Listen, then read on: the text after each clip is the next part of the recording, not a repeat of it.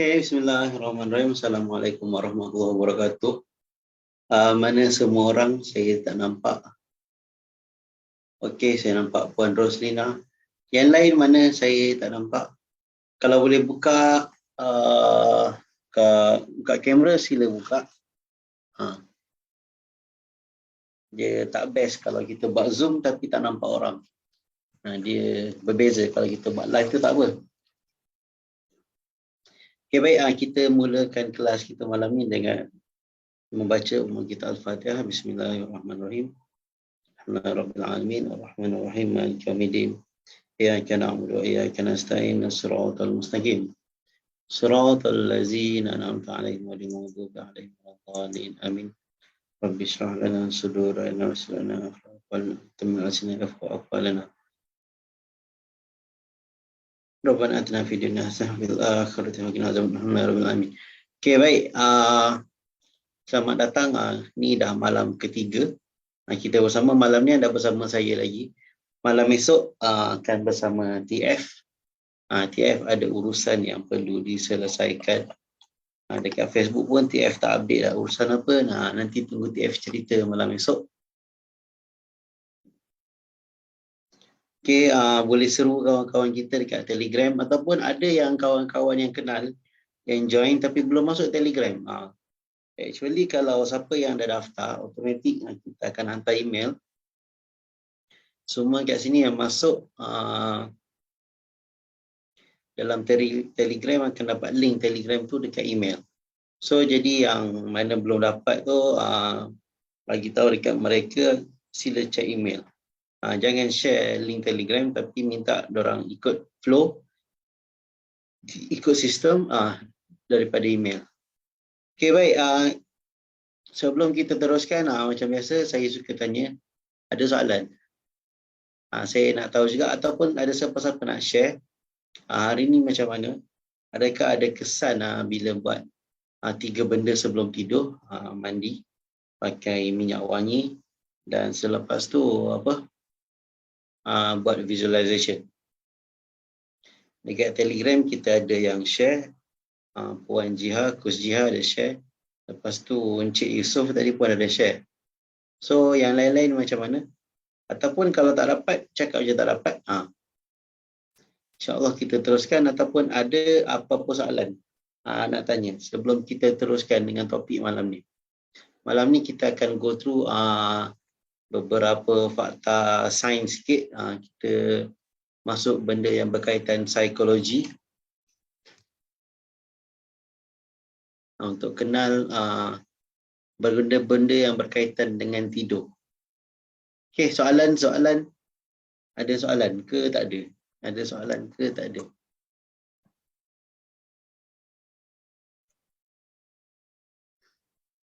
Ada, sila tulis. Kalau tak ada, nak tanya pun tanyalah untuk siapa-siapa. Ataupun ada sesiapa nak share.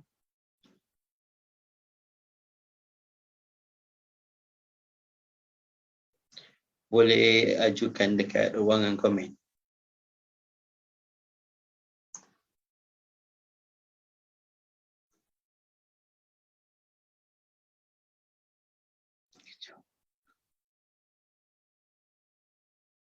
Okey, baik. Perfume brand apa tak kisah. Sekejap. Alang-alang tanya pasal perfume.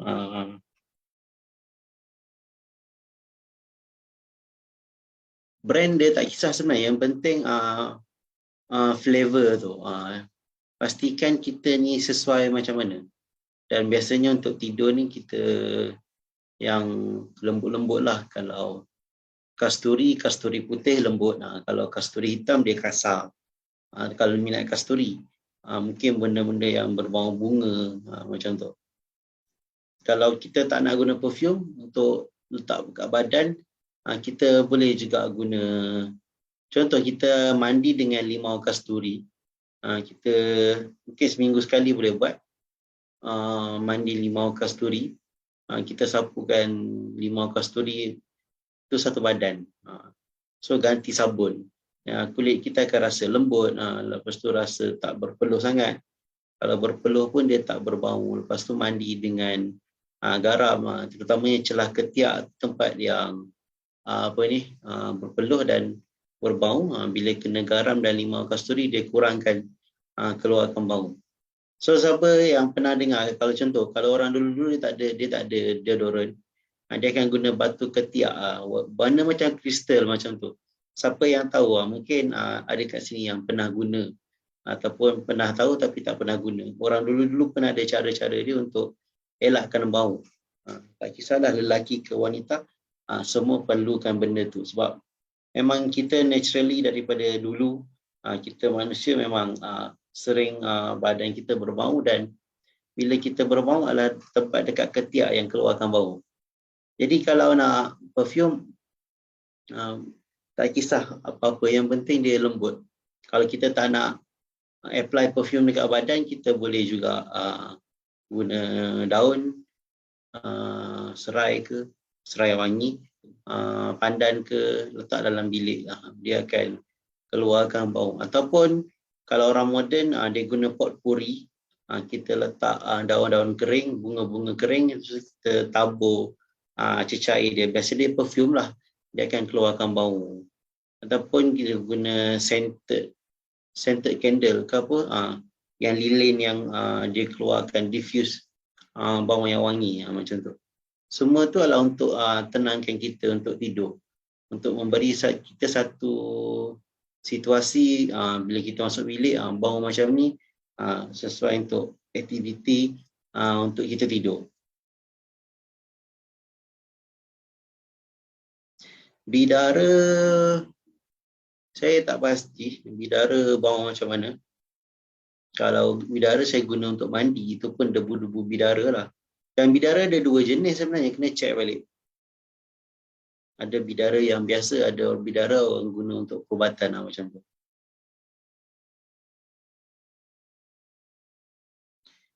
Kalau susah tidur malam, macam mana? Sekejap, saya nak cuba revise. Apa lagi yang saya tak cakap? Dia sebenarnya badan kita memang perlukan matahari. Dia contoh, bila kita ada dua hormon, satu melatonin dan satu lagi adenosine.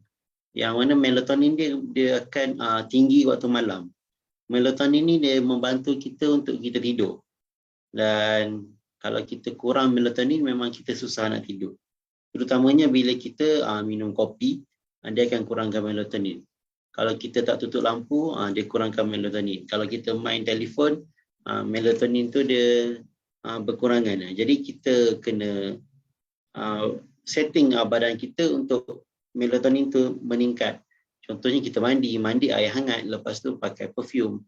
Lepas tu kita buat visualization untuk esok hari, untuk rehearsal tu, macam kita cakap, okay, kita bagi signal dekat badan kita, okay, ini aku nak buat esok benda-benda macam ni. Jadi aku pesan kat kau, diri aku, so aku nak tidur sekarang. Dia macam bagi kita signal. Lepas tu kita tutup lampu, lepas tu kita kurang bercakap, TV kita tutup, internet kita tutup, phone kita letak jauh sikit. Lepas tu kita pasang alarm. Benda tu readykan diri kita untuk kita cepat-cepat tidur. Jadi itu salah satu. Dan bila kita tidur, melatonin tu meningkat. Dia naik sampai mungkin pukul 3 ke 4 pagi, dia menurun. Bila waktu siang hari, bila kita dah rasakan perubahan daripada malam kepada pagi. Contohnya matahari dah terbit. Hormon yang kedua, adenosine tu dia meningkat balik, Dia meningkat naik, memberikan kita badan kita boleh berjaga, boleh stay awake, buat kerja macam-macam. Dan lagi kita terdedah dengan matahari, lagi adenosine tu meningkat tinggi. Kalau kita siang hari kita minum kopi, adenosine tu berhenti dan kopi tu bekerja. Lepas tu bila beberapa jam, adenosine tu bekerja kembali. Sebab tu kalau kita minum kopi, dia akan drag kita waktu tidur. Lagi-lagi kalau kita minum kopi 4 petang, 5 petang, itu dah kira lambat. Biasanya kopi ni orang minum pagi, minum tengah hari. Paling lambat pun pukul 2 macam tu. Saya jaranglah minum kopi waktu petang. Kecuali kita drive jarak jauh, memang yang tu memang terpaksa lah. Tapi kadang-kadang kalau mengantuk sangat, kopi pun tak boleh buat apa, memang berhenti kita tidur, tak kisah. Saya pernah bawa kereta 14 jam, 4 kali, 5 kali tidur, jumpa RNR tidur sejam, jumpa RNR tidur sejam. Sebab memang badan mengantuk sangat. Kalau bawa kereta pun pasanglah video, pasang ceramah, pasang lagu, memang tak jadi. Jadi badan kita perlu rehat, kena tidur. Jadi bila kita terdedah dengan matahari, adenosine itu tinggi, dan bila nak masuk petang, bila dah masuk malam, contoh 7-8 malam, dia mula turun. Lepas tu melatonin ambil alih pula. So kalau macam soalan tadi, kalau susah lagi nak tidur, kena check balik aktiviti kita tu adakah kita spend masa kita dengan matahari cukup. Maksudnya kita bagi signal siang hari badan kita ni betul-betul berfungsi atau tak mengikut kadar yang badan kita perlu. Kadang-kadang kena tengok balik kalau kita susah nak tidur, anxiety ke, insomnia ke, benda-benda yang tu yang membuatkan kita susah nak tidur. Okey, saya harap saya menjawab. Bila mata nak tidur, otak merayal tak tidur. Dia sebab tu kita kena, sebab tu ada lagi. Saya pesan semalam ada baru 3 mandi, perfume, lepas tu rehearsal. Ada lagi beberapa benda yang untuk nak kawal otak kita supaya tak merayau mana-mana. Salah satunya adalah kita sebut benda yang berulang-ulang. Kita boleh cakap tidurlah ataupun don't think, jangan berfikir. Ni boleh je kita sebut, tapi kita sebagai orang Islam baik kita istighfar ataupun selawat ataupun tengok balik amalan apa yang Nabi ajar. Kalau dekat YouTube boleh search amalan sebelum tidur, apa yang Nabi ajar tu banyak, daripada hadis banyak. Apa ayat-ayat dia, biasanya kita baca 3 kul, baca apa, ayatul kursi, lepas tu akhir sekali kita sebut la ilaha illallah, kita tidur. Itu benda yang kita akan sentuh lepas ni. Ubat melatonin ada jual, saya tak pasti ada ke tak. Tak pasti, saya pun tak pernah study ubat tidur tu adakah melatonin dia berlambak dalam tu. Makan je cepat je tidur.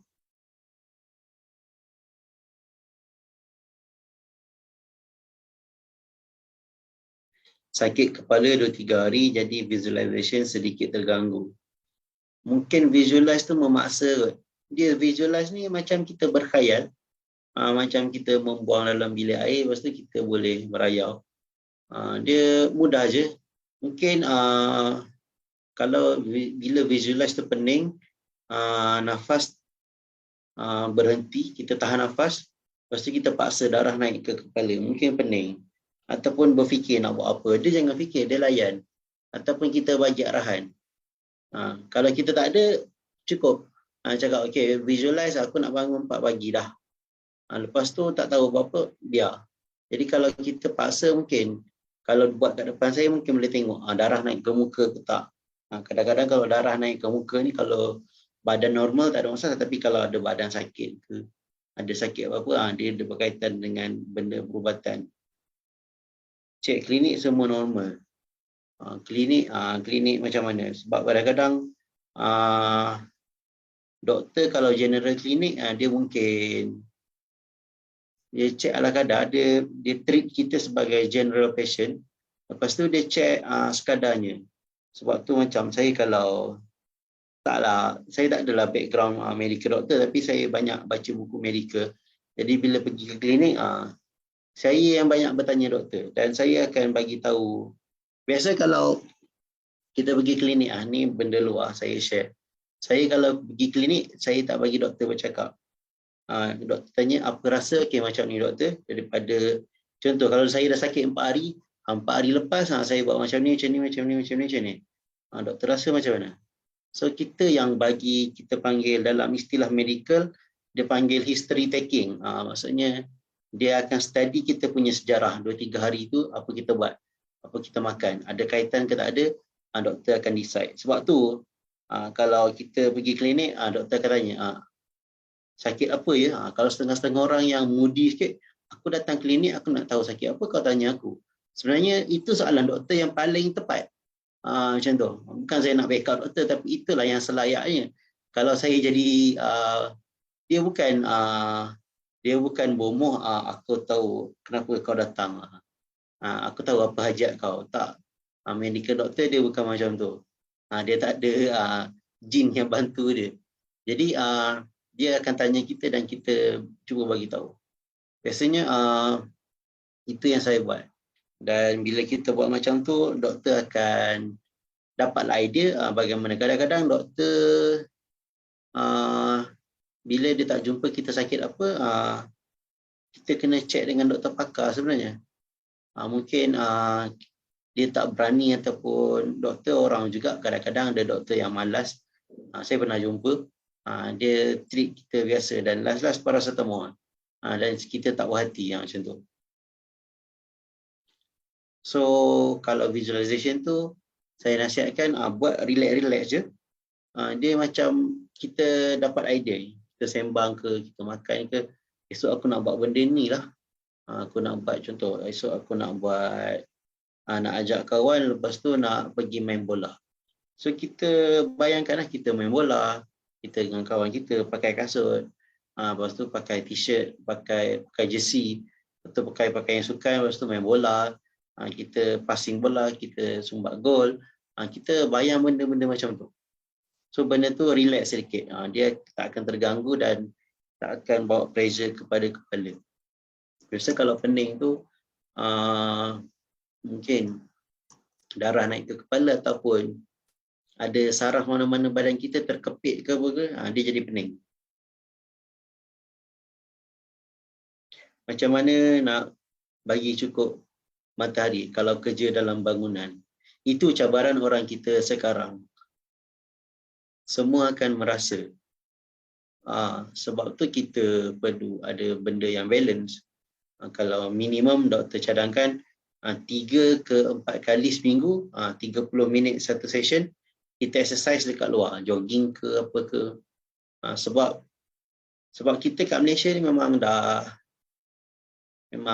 culture kita, lifestyle kita memang dah, kalau saya bagi nama, dah teruk, dah rosak. Sebab dah macam-macam benda yang bercelaru. Contoh, macam saya, pagi-pagi kena drive, pergi balik 1 jam. Lepas tu, saya bekerja kat rumah, pergi hantar wife dah 1 jam. Wife saya 1 hari dalam bangunan. Bila balik memang tak sempat jogging, tak sempat nak exercise. So option dia adalah hujung minggu, jalan-jalan, spend masa kat taman, memang kita kena buat. Tapi kalau inisiatif sendiri, cuba banyakkan berjalan. Contoh parking kereta jauh sedikit, tu kita jalan kaki ke tempat kerja. Ataupun pergi awal kerja, parking kat mana-mana, exercise sekejap. Lepas tu tukar baju kerja, pergi. Sebab saya dulu pernah buat, sebelum saya berhenti jadi cashier, kalau tamprin pukul 9.30 pagi, saya akan keluar pukul 7, pukul 8. Pastikan malam tu cukup tidur lah. Lepas tu saya pergi tepi sungai, saya jalan-jalan dengan apek, dengan makcik-makcik. Banyak orang Cina duduk kat Wanda. Diorang suka spend masa tepi sungai, jalan 1 kilometer pergi, 1 kilometer balik. Dapatlah buat 2-3 kilometer, lepas tu pergi kerja. Jadi pastikan jangan bagi badan berpeluh lah. Kalau berpeluh, kita kena tukar baju. So kalau kerja dalam bangunan, itu yang cabaran kita. Kena adjust macam-macam mana pun. Kalau nak banyak matahari, kalau kita banyak dalam kereta, turunkan tingkap kereta, bagi matahari tu kena kulit kita. Sebab kalau dia kena tinted kereta, walaupun kita dapat matahari tu sikit, dia tak kira kita tak dapat benefit matahari, sebab dia tertapis dekat cermin kereta. Walaupun kita tinted tak tinted, kita tak dapat. So cuba. Tapi masalahnya bila kita buka tingkap, asap pula masuk. So macam mana? Itulah cabaran kita.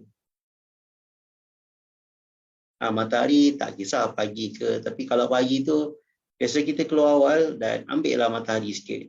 sampai kat tempat kerja awal, ambil masa, duduk spend masa. Sebab tu kalau kita tengok orang putih dia suka breakfast bawah pokok, tepi jalan. Kalau kita breakfast bawah kedai, tak nak kena matahari. Sedangkan matahari sebelum pukul 8 tu tak ada masalah. Budaya kita banyak kalau breakfast pun dalam kedai. Memang tak kena matahari. Daripada dulu kita breakfast dalam kedai, tak kena matahari. Sebabnya dulu kita bekerja dekat ladang, dekat sawah, bekerja di luar. Tapi sekarang kita banyak kerja dalam aircon. So kena buat adjustment yang banyak. Tak dapat tidak, memang kalau nak lifestyle yang banyak masa, spend masa dengan matahari, dengan nature, pergi air terjun, pergi pantai, memang kena kerja sendiri lah. Sebab kita boleh tentukan masa kita. Itu sebenarnya. Sebab ada kata-kata yang famous, kalau milioner dia nak kurus, dia pergi jogging, exercise. Tapi kalau orang yang biasa nak kurus, dia makan diet pills, dia makan pil kurus. Itu perbezaan. Sebab manfaat masa tu kat mana? Spend masa dengan nature kat mana? Banyak dekat orang-orang kaya dia boleh masa. Sebab dia memilih untuk gaya hidup macam tu.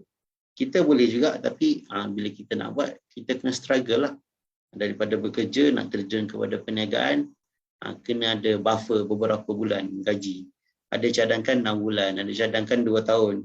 Contoh kalau kita hidup dengan 3,000 sebulan, 3,000 tu kali dengan 2 tahun, kali dengan 24 bulan. Berapa dapat? Something 70,000, 80,000, baru kita boleh berhenti. Baru kita senang untuk kita buat kerja. Teorinya macam tu, nak buatnya susah. So itulah sebenarnya cabaran kita. Tapi kita boleh je nak dedahkan matahari, kita kena mungkin lunch hour kita ambil masa pergi makan dekat tempat jauh sikit, kita berjalan. Yang penting kita dedahkan badan kita ni dengan suasana siang. Kalau kita bekerja dalam aircon, masuk pagi, macam dekat KL ni kebanyakannya kalau bulan 1, bulan 2, bulan 3, memang ramai orang yang bergerak daripada rumah pukul 5, sembahyang subuh dekat pejabat. Sebab subuh awal dekat pejabat. Mungkin bukan subuh awal, subuh lewat. Biasanya orang kita akan sembahyang subuh dekat rumah, lepas tu bergerak. Tapi kalau musim-musim yang subuh tu lambat, 6.20, 6.30 baru masuk subuh, 7.40 baru nampak matahari, sedangkan 7.30 dah biasanya pejabat dekat KL dah masuk kerja, mereka memilih untuk solat dekat pejabat. Lepas tu balik jam lagi, pergi jam, tak jumpa matahari. Saya ingatlah arwah ayah saya pernah cakap kat mak saya, kenapa tak nak kerja KL dulu? Sebab biasanya orang kerja KL pergi kerja, anak tidur, balik kerja, anak tidur. Jadi bila masa nak spend dengan anak? Itu satu sudut lain lah. Okey, baik. Ada lagi tak soalan berkaitan kita tentang tidur sebenarnya 14 hari ni?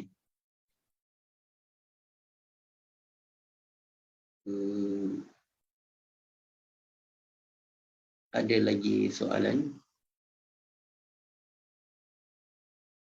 Okey, jelas. Baik. Matahari tak kisah pagi ke petang, tak kisah. Tapi yang paling best tu pagi lah. Sebab pagi tu vitamin dia banyak. Terutamanya sebelum pukul 9 pagi. Ada kata sebelum pukul 10. Tapi bagi saya, dedahkan dengan matahari. Tak kisah. Lagi banyak kita dedahkan, lagi awal umur dia dedah dengan matahari, lagi bagus.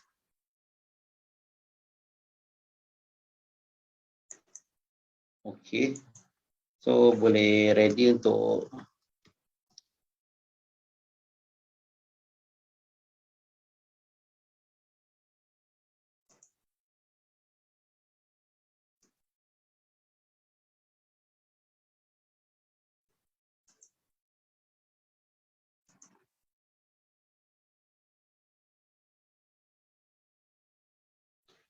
okey, satu lagi sebelum kita masuk topik malam ni tentang sleep cycle. Sebelum kita masuk sleep cycle, saya nak share tentang satu benda yang membuatkan kita, semalam saya sebut bioclock ataupun yang betulnya adalah circadian rhythm ataupun ada panggil master body clock lah apalah, yang mana dalam badan kita ni dia dah tahu waktu bila kita nak tidur, waktu kita nak bangun, waktu kita perlu makan, waktu kita perlu exercise. Secara maksud fisiologi kita, biologi kita dah ada benda-benda tu. Lagi kita rutinkan diri kita dengan rutin yang betul, dia tak ada, benda ni tak ada betul tak ada salah. Kalau kita selalu tidur bila petang tidur ataupun pagi kita tidur, petang kita bangun, malam tu kita buat kerja-kerja malam, macam orang-orang dekat bandar kebanyakan di lorong-lorong gelap buat kerja black market apa. Mereka banyak buat kerja macam tu, jadi itulah dia punya rhythm dia. Dia punya rhythm apa bahasa Melayu, lupa pula. Semalam saya sebut, dia punya bioclock dia. Jadi malam ni kita nak pergi detail lagi pasal kita tidur. Saya nak share gambar. Okey, anak demam. Kita doakan anak Puan Isma. Okey, rentak cepat-cepat sembuh. Kembali kepada sedia kala. Amin.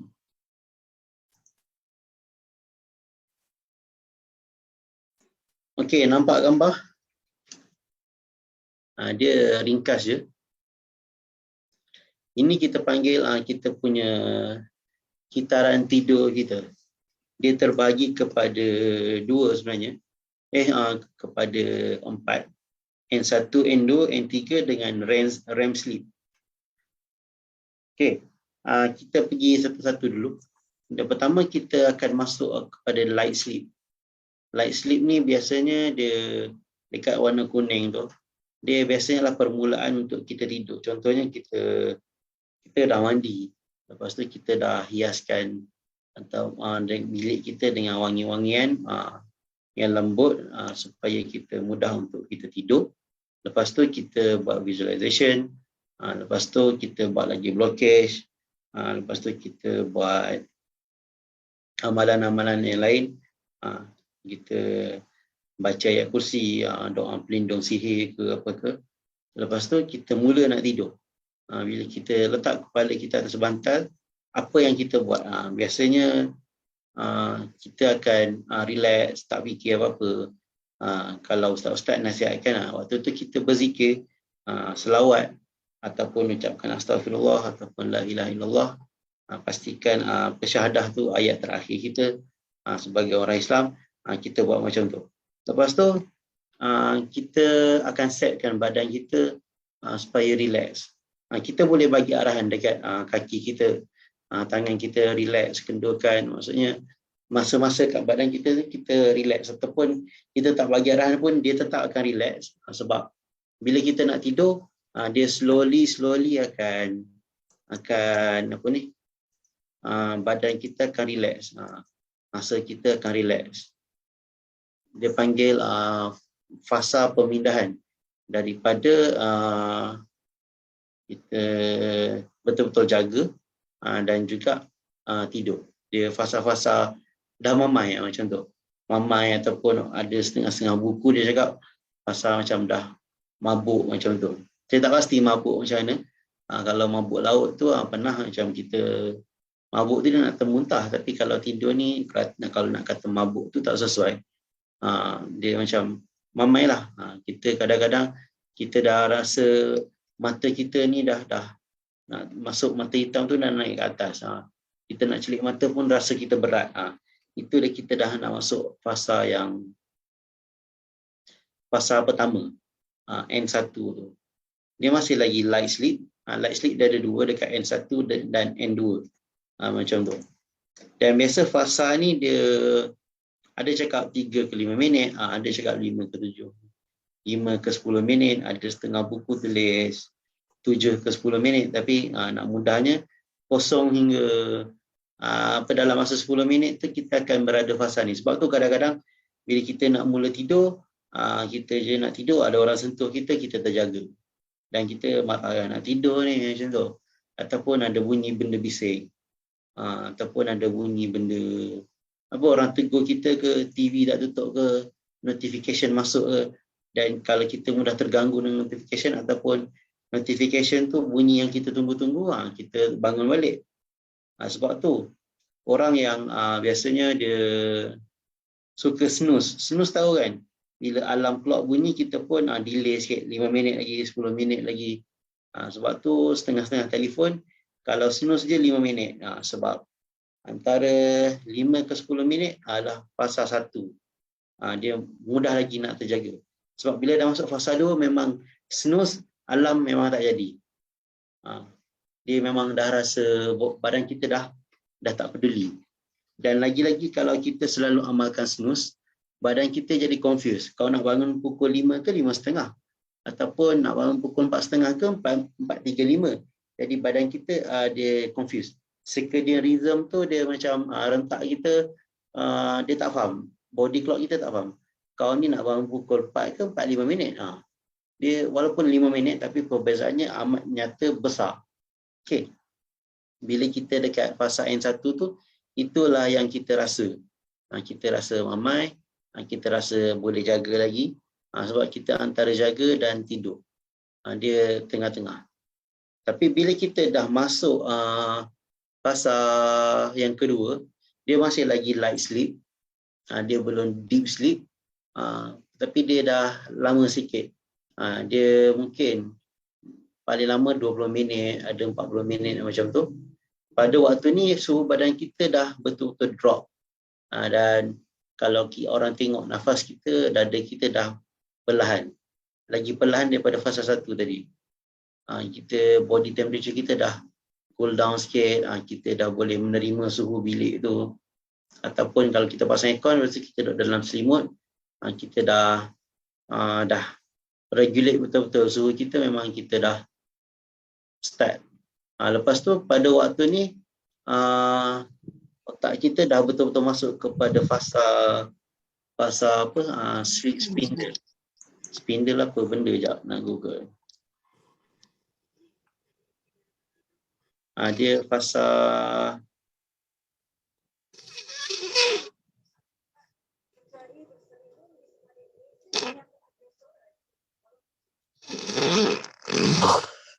apa tu, jap saya nak mute.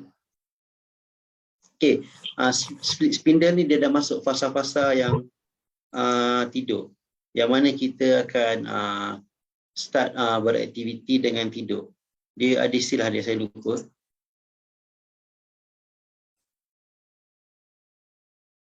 Okey.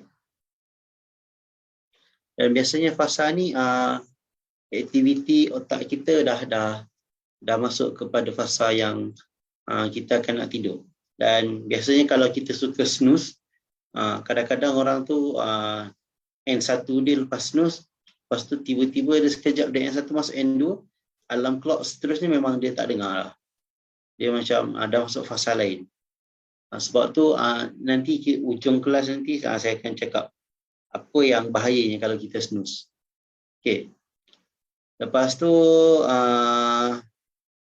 masuk fasa ketiga, dia panggil deep sleep. Deep sleep yang betul-betul deep. So waktu ni badan kita yang kita dah tak boleh kawal.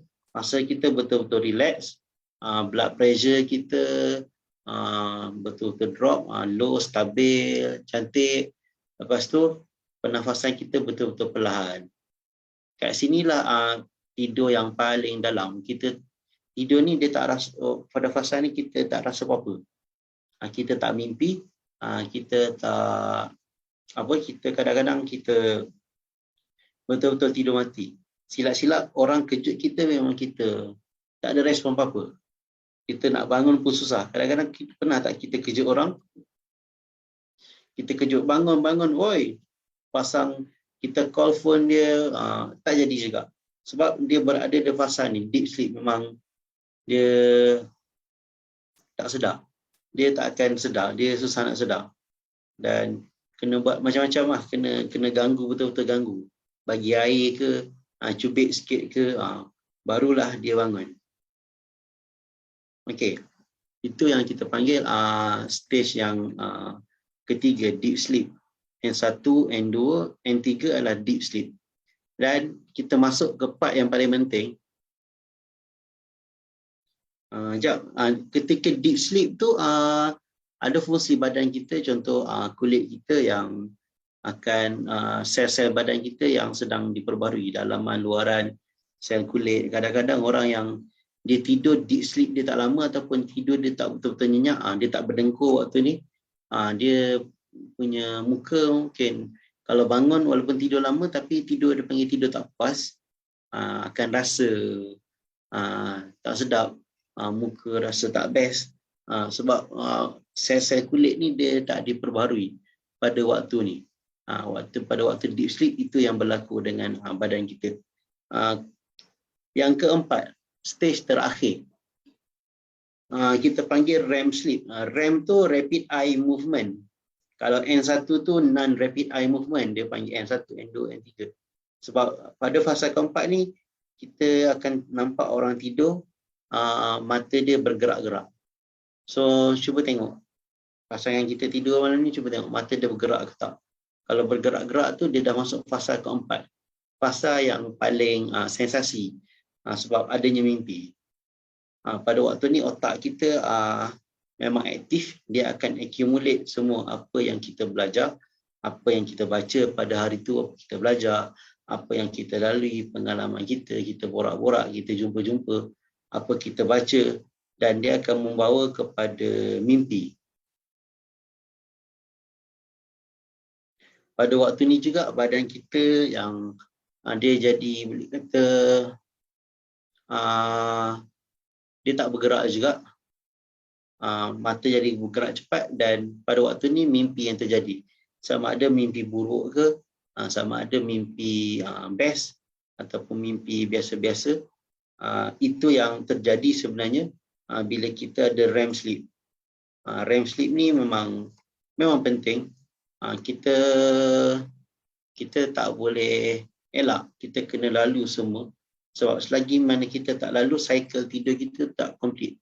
Kita mamal, lepas tu kita drop kita punya temperature, body kita relax, lepas tu kita betul-betul deep sleep, lepas tu kita masuk REM sleep, kita bermimpi. Sebenarnya lagi banyak kita bermimpi, lagi bagus.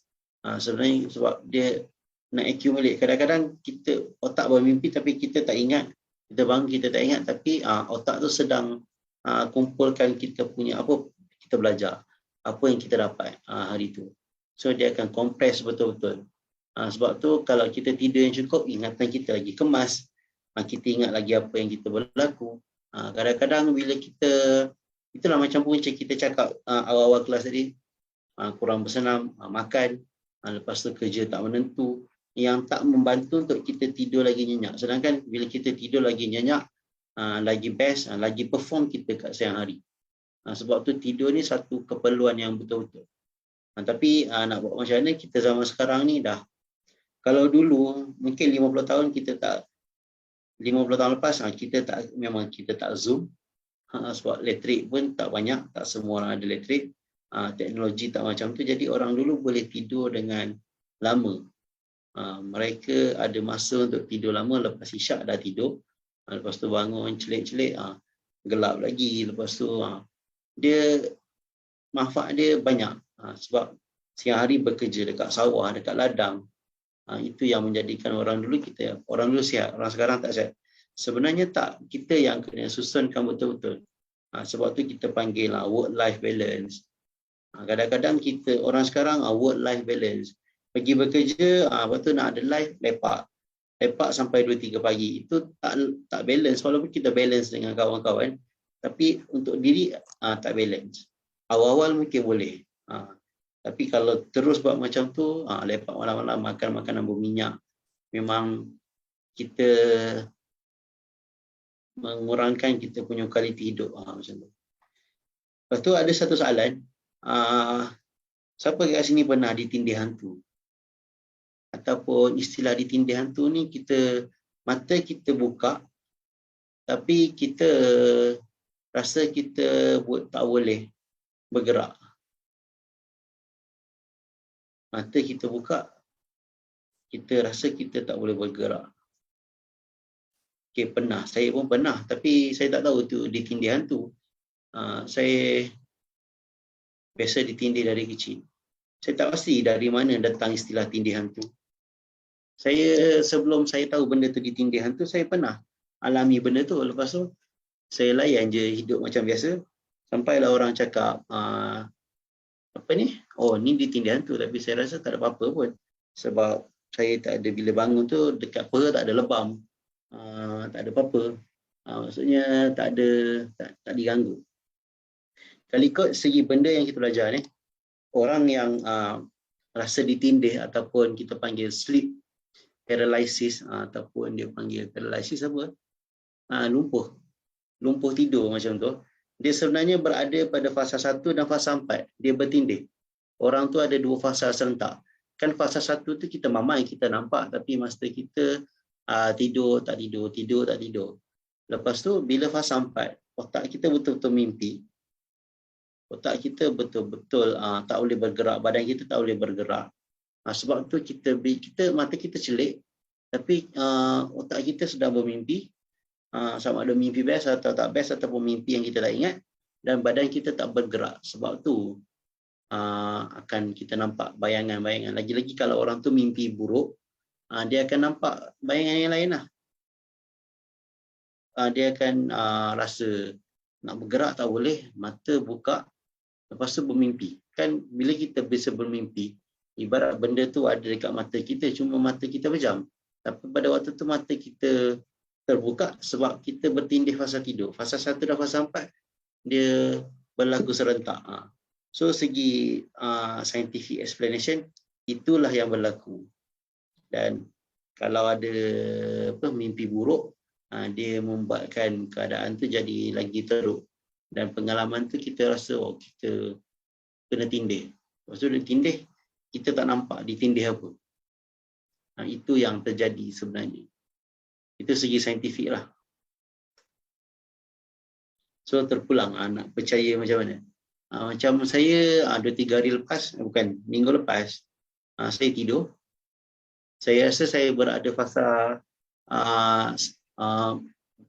tidur saya bertindih ataupun sleep paralysis. Saya rasa badan saya diketuk-ketuk. Nak bergerak tak boleh. Lepas tu mata saya terbuka. Lepas tu saya bayang ada benda yang menghempap saya. Lepas tu saya pun rasa aku dah sedar ni, cuma aku tak boleh bergerak. Saya pun cuba paksa, rupa-rupanya anak saya yang ketuk saya. Dia mengantuk, dia pun kepala dia hantuk kat badan saya. Dan bila benda tu tak sakit, tapi bila kita dalam keadaan tidur, kita rasa badan kita bergegar, macam dunia bergegar. So itu yang bila saya study balik lah, nak kata lawak pun lawak juga. Tapi itu yang saya alami. Dan bila kita tahu benda ni, kita relax sedikit dan tak kalut. So bagi anda yang kena tindih, dia mungkin badan penat ataupun jenis badan orang tu dia berselisih fasa 1 dan fasa 4. Jadi dia masuk dua-dua fasa. Sebab tu rasa ditindih. Mata terbuka tapi otak bermimpi, badan tak boleh bergerak. Biasa dia perlukan orang sentuh, baru dia boleh sedar. Dan orang tu memang kena kejut betul-betul, bangun macam tu. So kalau kita mengigau, dia bila fasa 4, bila fasa 4 yang biasa, bila kita REM sleep, badan kita bergerak, badan kita kaku, tapi dalam mimpi kita bergerak, dia badan kita kaku sebab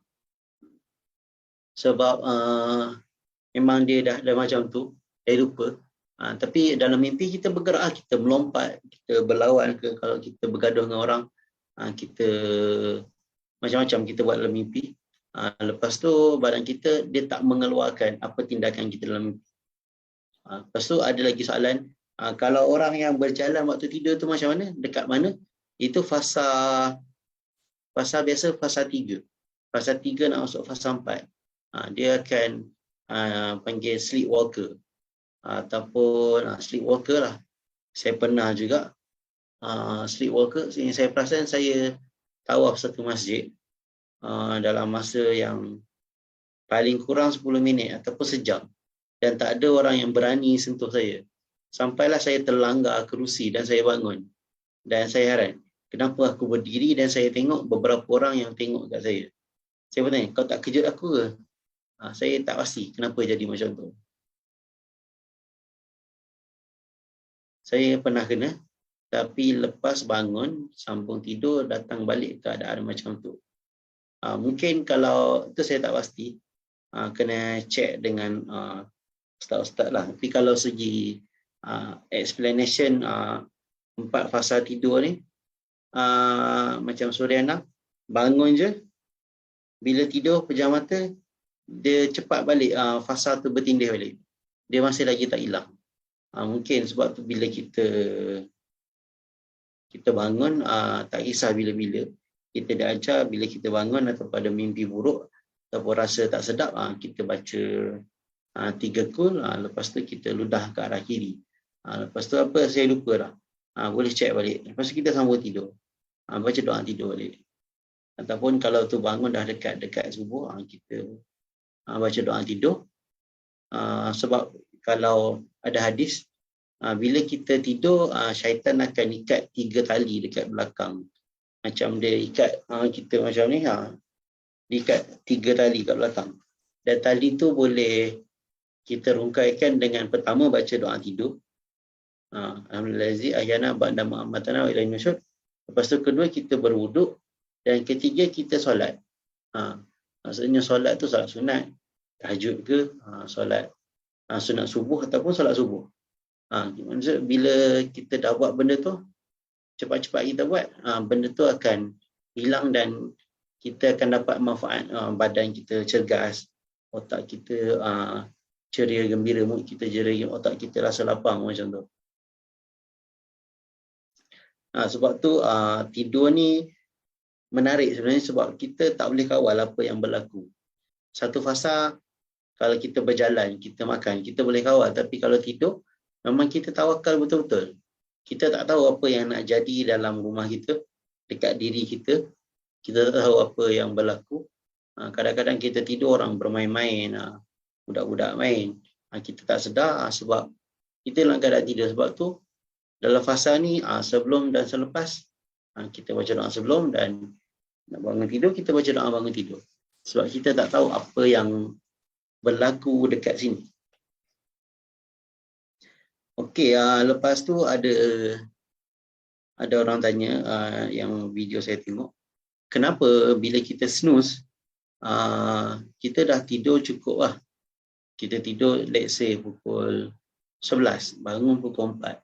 Tapi kita snooze lagi, kita bangun pukul 4, kita snooze 5 minit, 4-5 minit. Tapi bila kita bangun 4-5 minit, badan kita lagi letih.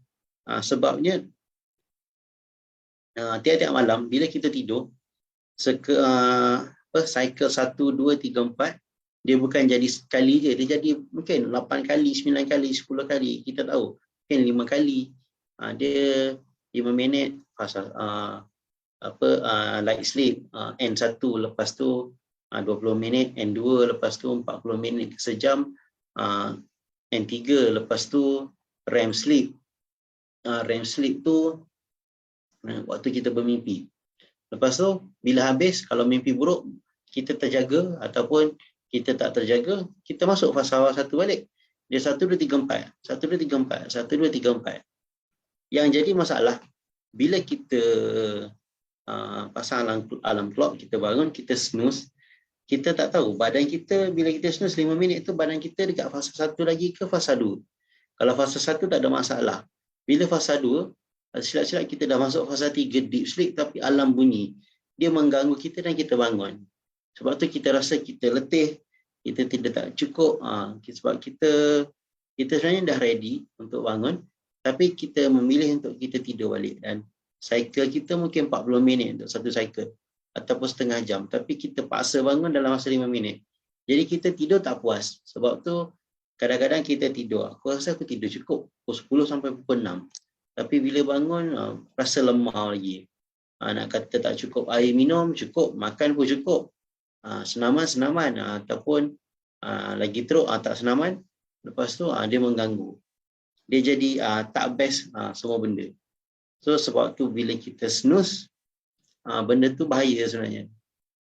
Sebab dia akan mengganggu kita punya mood, kita mengganggu kita punya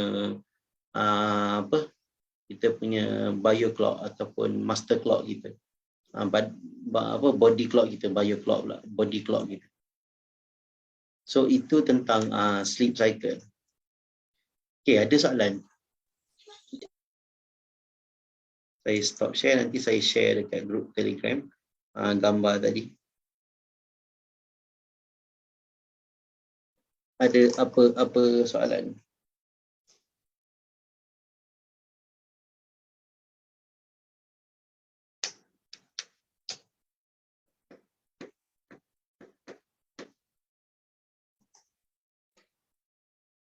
Soalan.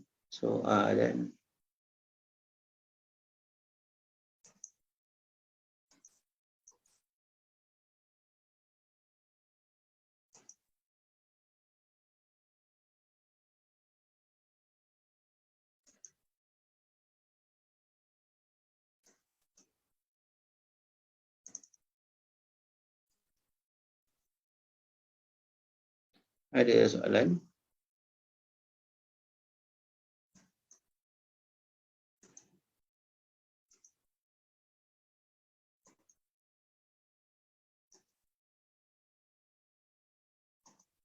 Saya nak tunjuk satu gambar.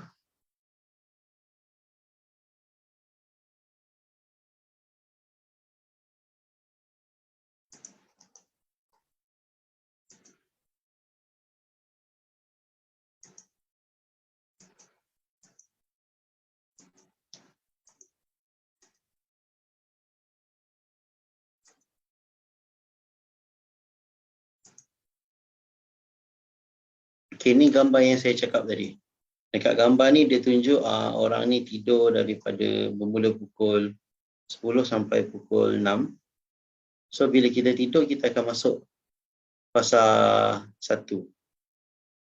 Lepas tu dia tunjuk fasa 2, dan fasa 3 dan REM sleep sekejap. Lepas tu daripada fasa REM sleep tu dia masuk N2 terus. Dia dah tak ada light sleep yang N1 tu. So itulah yang kita akan rasa. Kadang-kadang kita bermimpi, kita rasa kita mimpi dekat-dekat kita bangun tidur, dan kadang-kadang kita rasa kita bermimpi hujung-hujung ataupun awal. Kita rasa kita mimpi dah lama tapi baru kita bangun tidur. Dan kadang-kadang kita rasa mimpi tapi tak berapa ingat. Dan kadang-kadang kita tak mimpi tapi otak kita dia sedang proses something lah. Apa yang kita belajar, apa pengalaman yang kita dapat. Kadang-kadang pengalaman tu berat sangat, kita tak boleh terima, dia membawa kepada mimpi, dan dia rekalah mimpi apa yang berlaku. Semua tu berlaku secara natural. Dan sebab tu kita kena kita kena baca doa sebelum tidur dan selepas tidur. Bersyukur kita bangun, dan sebelum tidur supaya fasa ini tak diganggu apa-apa. Kadang-kadang waktu ni yang menyerang. Mimpi tanda dapat benda tu, dapat benda ni. Kadang-kadang dalam mimpi kita dipaksa membuat pilihan. Macam ada elemen untuk sihir ke apa ke, nak buka tak nak benda ni, macam tu. Itu amat-amat bahaya berada dalam fasa mimpi macam tu.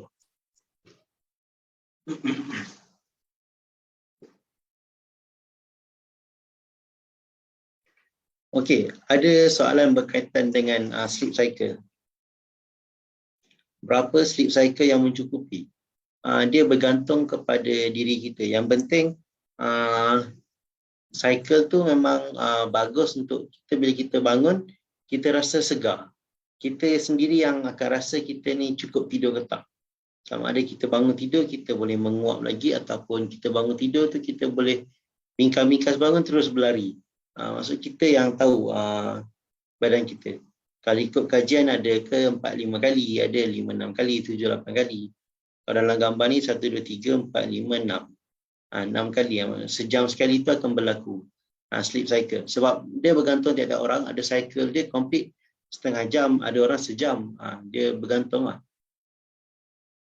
Tapi yang paling best, yang confirm adalah kita kena cuba test kita yang tahu. Kita nak budayakan diri kita tidur pukul berapa. Kita nak set diri kita tidur pukul berapa jam macam tu. Jadi kalau saya boleh cadangkan, cuba testing tidur pukul 11 baru pukul 3:30 ke apa ke, dan tengok kita rasa kita puas hati ke tak. Sebenarnya kita dapat rasa kita ni cukup tidur ke tak. Bila kita bangun tu kita rasa sakit badan ke tak, kita rasa lemah ke tak. Kita akan rasa kita segar tak segar. Kalau kita bangun tu kita rasa mengantuk, maksudnya kita masih lagi tak cukup tidur. Ataupun kita jenis siang hari suka makan banyak dan membantu kita tidur, lepas tu kita tidur siang banyak. Itu pun meletihkan badan, terutamanya tidur selepas makan. Biasa dekat kampung-kampung makan kenyang tidur.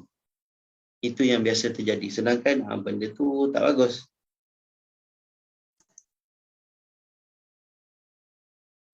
Okay, ada lagi apa soalan?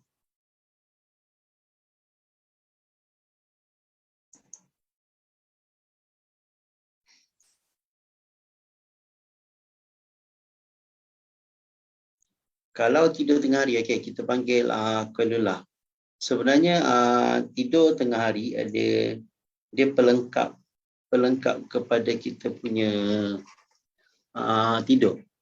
Contoh kita bangun pukul 3 pagi nak buat aktiviti V-Games, nak buat aktiviti pembangunan diri, nak tajud, kita akan rasa mengantuk sedikit siang hari.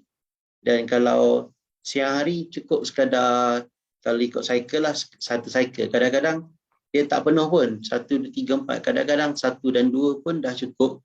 Sebab kita tidur tu nak sekadar berehat. Kita nak cool down kita punya heart rate, nak cool down kita punya temperature. Biasa kalau kita tidur tengah hari, kita rasa badan kita berpeluh. Dan bila lepas kita tidur berpeluh tu, badan kita rasa segar. Sebab kita, bila badan kita panas kan, kita buat kerja, aktiviti, jalan sana sini ataupun duduk kat pejabat, kita walaupun kita guna otak kan, badan kita tetap membara panas sebab kita sedang berfikir apa kan. Jadi kita tidur sekejap, kita akan rasa berpeluh sebab suhu tinggi, dia turun perlahan-lahan, dia turunkan suhu tu dengan mengeluarkan haba berbentuk peluh. Jadi kita cukup sekadar tu. Kadang-kadang tidur tengah hari memang tak sampai bermimpi lah. Kalau bermimpi tu memang cepat sangat dia punya cycle. Tidur 5 minit, dia bermimpi. Siap boleh cerita lagi mimpi tu. Tapi dia yang tu tak penting. Yang penting sleep cycle ni tidur waktu malam. Tapi tidur siang hari adalah penting untuk menjadi pelengkap kepada rutin hidup kita.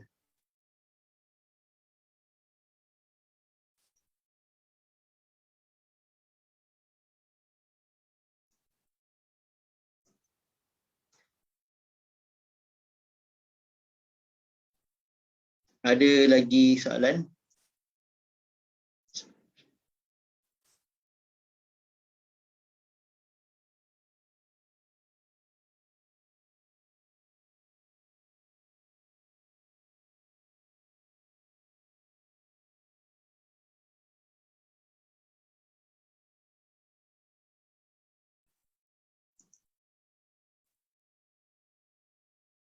Kalau tidur tu. Okey, ada apa-apa soalan? Kita malam ni 47. Malam pertama 57, 57, 47. Betul ke tidur lepas asar buatkan kita mewarisi penyakit gila? Saya tak pasti datang daripada mana. Bila tanya ustaz confirm dia akan bagi dalil dan dia cakap, mengikut kajian saya tak ada hadis yang melarang sebenarnya. Tak ada yang mention tidur jadi gila ataupun yang melarang tidur lepas asar. Dia tak ada sebenarnya. Dia kalau tidur lepas asar, kalau kita boleh, sekejap, saya cuba cari graf.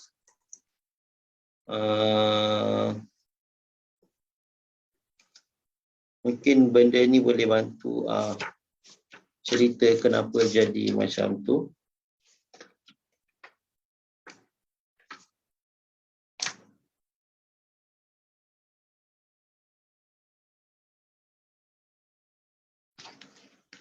Dia biasanya kita ikut jawapan circadian rhythm.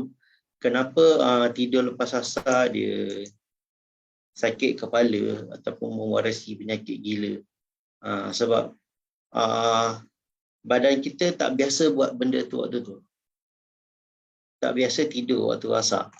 Jadi contoh apa aktiviti kita buat waktu asar? Mungkin kita sedang drive, mungkin kita sedang memasak, mungkin kita sedang berkebun, mungkin kita main bola ataupun kita lepak dengan kawan.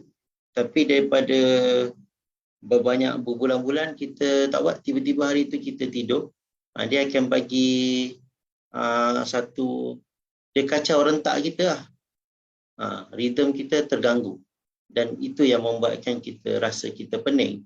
Lepas tu dia waktu peralihan daripada adenosine, hormon adenosine dia berkurangan, melatonin baru nak start naik. Jadi kita jadi dia tu jadi kepala macam bengong sikit. Kita rasa kita tak best. Dia jadi sakit kepala. Dan biasa jadi ada orang kata jadi miring lah apalah. Itu yang dia rasa. Dan saya rasa itulah orang melarang tidur waktu asar sebab culture kita bukan amalkan tidur waktu asar. Sebab ikut fisiologi badan pun, badan kita perlu bersenam pada waktu tu. Jadi dia bila kita bersenam ni, hormon yang lain yang keluar. Dia ibarat macam kita biasa main bola, petang lepas asar, tiba-tiba kita hari tu kita tidur, hormon tu dah tahu aku akan keluar pada waktu ni hormon contoh adrenalin ke apa ke untuk bersenam, tapi kita tak guna benda tu, dia jadi kacau dalam badan kita. Itu yang menyebabkan kita sakit kepala ke apa ke.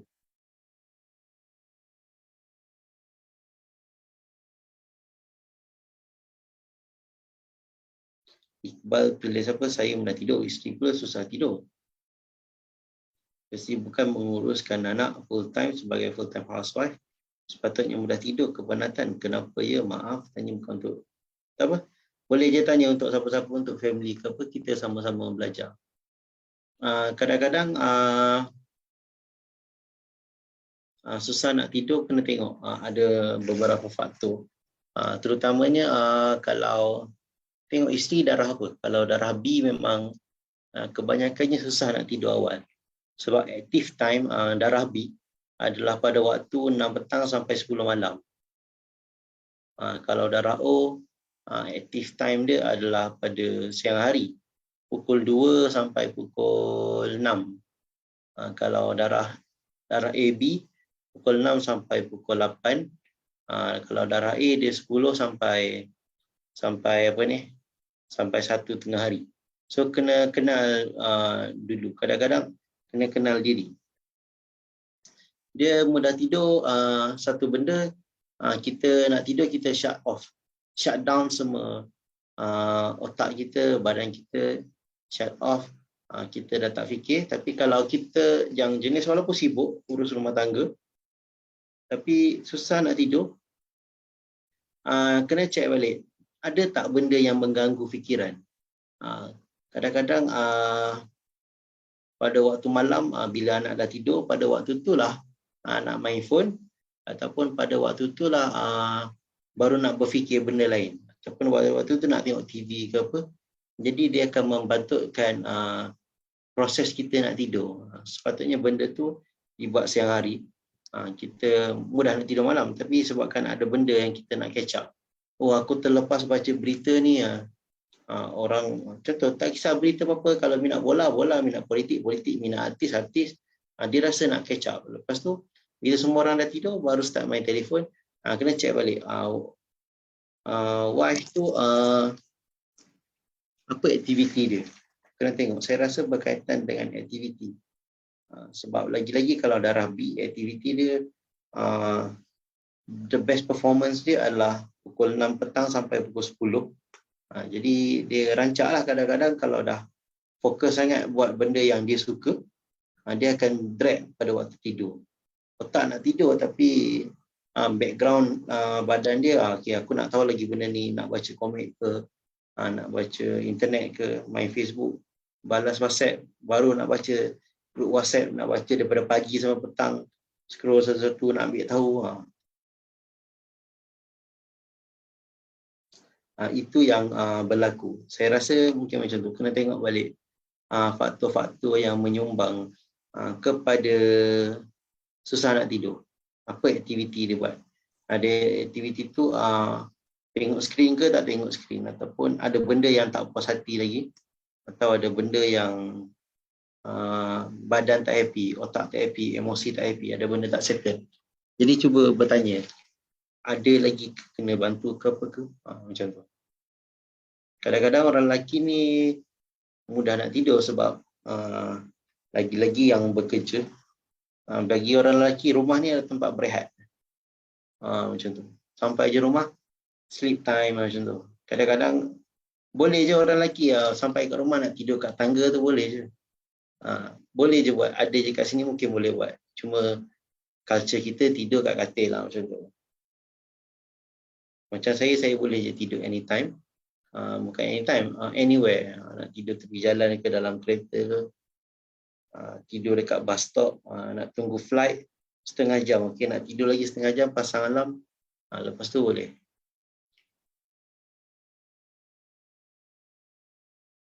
So ada apa lagi soalan? So kalau segi darah tu itulah, kena kenal pasti bila waktu aktif. Kalau darah B ni, cuba petang tu bersenam sedikit supaya badan kita letih, dan malam tu boleh kita tak full performance. Kita kadang-kadang mungkin kalau housewife, malam tu baru nak kemas rumah, baru nak ada benda yang nak buat, nak menjahit ke apa ke.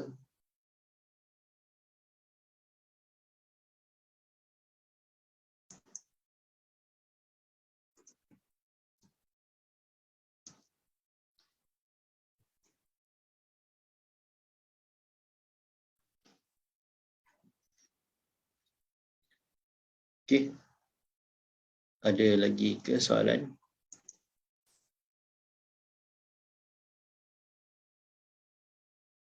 Mana nak baca pasal darah? Saya baca, saya tak tahu ada ke tak, ni yang tentang Stephen lah. Saya belajar dengan kelas Stephen. Kalau personality darah tu boleh je baca dekat internet. Cuma segi psikologi, darah ni masih lagi orang cakap sains palsu. Sebab sebenarnya dia sains palsu tu sebab tak banyak research. Tapi siapa kat sini yang ada medical doctor ke apa, cubalah buat kajian selanjutnya. Betul ke tak buat pengesahan kajian tu. Sebab benda tu masih lagi di peringkat, kalau ikutnya ahli psikologi yang betul, tanya kaunselor-kaunselor yang betul, dia cakap personality darah ni benda yang palsu lah, sains palsu. Dan juga yang guna betul-betul Jepun dan Korea.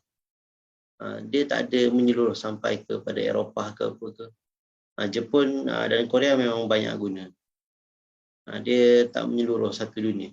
Kalau tarikh lahir tu memang dah satu dunia, dan tarikh lahir ni banyak terlibat dengan Feng Shui, lepas tu banyak benda-benda yang mistik, meramal macam tu. Saya tak berapa suka lah guna tarikh lahir. Nak jumpa customer, cek tarikh lahir. Maksudnya kita dah menilik orang. Itu tak benar, tak kena. Ibarat kita, macam kita jumpa bomoh, kita tilik orang macam ni. Macam mana nak tackle dia. Maksudnya bila kita dah tahu orang tu kelemahan, kita pergi mencari kelemahan dia. Kita tak pergi dengan full kita punya apa, kita tak pergi dengan full kita punya skills. Kita tak pergi dengan kita punya keikhlasan. Kita tak berkenalan dia dengan betul-betul jujur lah. Itu tak bagus.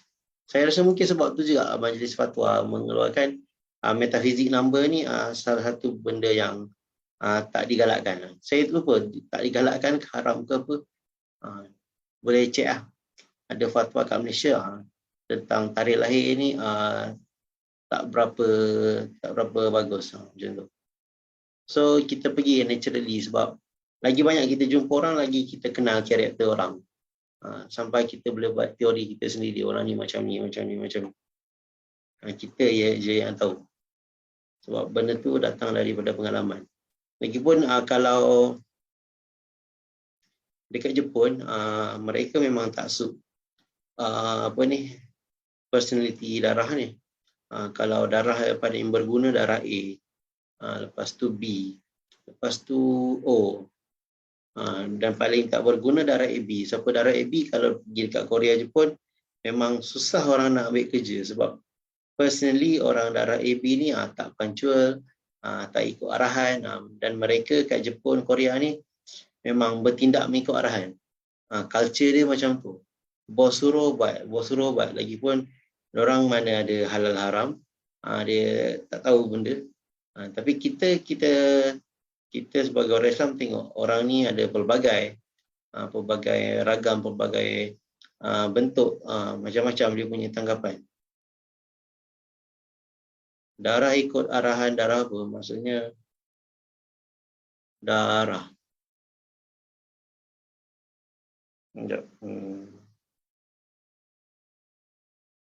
Cuba Google. Ni Stephen punya. Stephen, saya nak ajar pun saya. AB tadi tak ikut arahan. Dia susah nak pancul. Tak ikut arahan. Tapi boleh je. Macam ada je orang darah AB yang saya kenal memang pancul je. Sebab kadang-kadang dia jadi A, kadang-kadang dia jadi B. Macam tu. Orang darah AB ni dia pelik sikit lah sebab dia gabungan dua antara A dengan B. A ni dia skema, B ni dia happy go lucky. Kadang-kadang dia konflik macam tu. Tapi anyway kita tak perlu fokus sangat yang tu. Yang perlu kita kena, kalau orang Jepun dia tak suka darah AB lah. Kalau syarikat-syarikat kat sana orang darah AB ni dia tak suka ambil kerja. Dia sebab tak punctual, orang dia tak kemas, lepas tu banyak cekadak macam tu. Sebab orang darah AB ni dia banyak idea, dan bila banyak idea, bos tu dia lawan lah, macam tu. Stephen tu dah betul je buang je G. Stifin. Boleh je Google tentang Stephen, baca je. Banyaknya daripada Indonesia. Walaupun research tu dibuat kat UKM, founder asal dia Indonesia, so banyak dekat tulisan daripada Indonesia lah.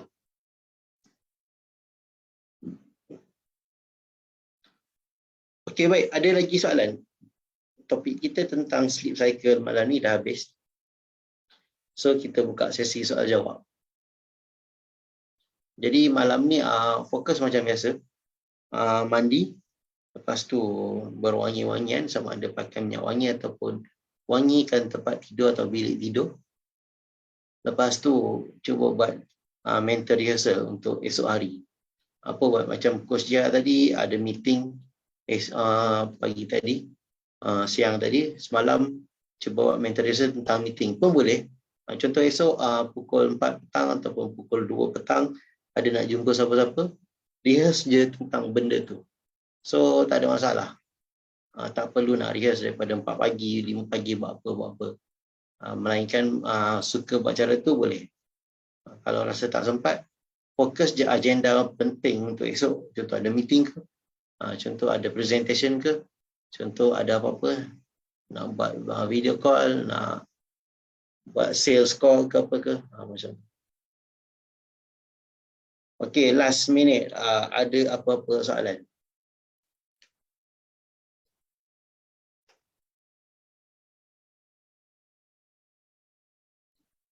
Okay, malam esok kita akan bersama dengan TF, insyaAllah. So, itu saja setakat ni. Jumpa dekat Telegram, saya akan tanya apa anda rasa malam ni. Dan terus tulis apa yang anda rasa. Jangan bertangguh. Lepas tu, teruskan. Okay, apa? Priming. Okey, priming dia bernafas ke hidung. Kita sedut ke hidung, kita hembus ke hidung. Dia macam ni.